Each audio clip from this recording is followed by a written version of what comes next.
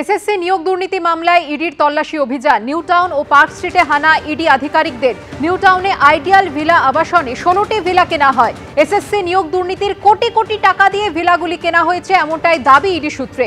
এর সঙ্গে প্রসন্ন রায়ের যোগ থাকতে পারে বলে অনুমান ইডির। আইডিয়াল ভিলার প্রমোটিং সংস্থা আইডিয়াল রিয়েল এস্টেটের পার্ক স্ট্রিটের অফিসেও তল্লাশি।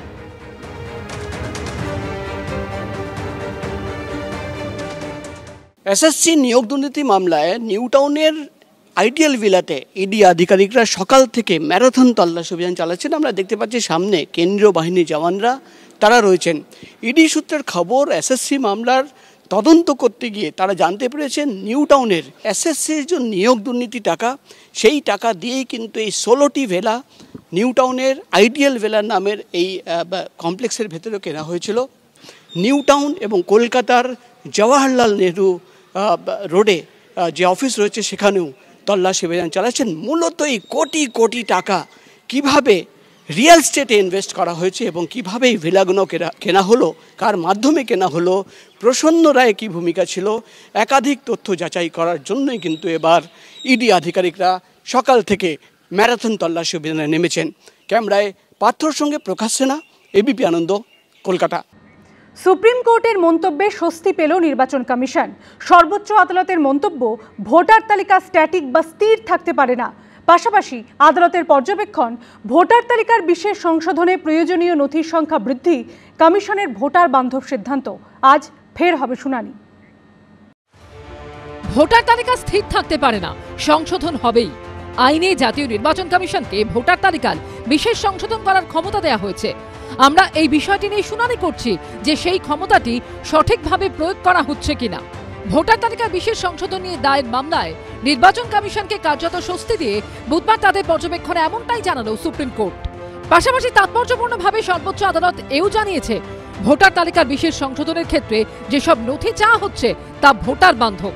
বুধবার বিহারে ভোটার তালিকার বিশেষ সংশোধন নিয়ে মামলার শুনানিতে বিচারপতি জয়মাল্য বাগচি বলেন, নির্বাচন কমিশন তো প্রয়োজনীয় নথির সংখ্যা বাড়িয়েছে, 7 থেকে বাড়িয়ে এখন 11 করা হয়েছে। এটা ভোটার বান্ধব সিদ্ধান্ত।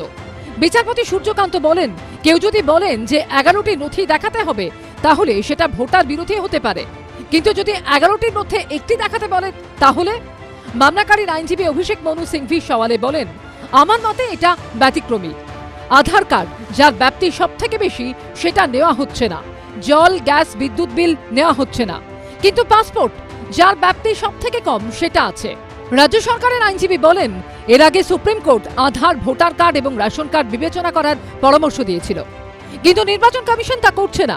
যদি তারা এই নথিগুলিও গ্রহণ করে তবে বাংলা এবং অন্যান্য রাজ্যগুলি উপকৃত হবে। বিচারপতি সূর্যকান্ত তখন বলেন, পেনশন পেমেন্ট অর্ডার বা পিপিও গ্রহণযোগ্য, ফলে যে পেনশনভোগীদের অন্য কোনো নথি নেই তারা পিপিও দেখাতে পারবেন।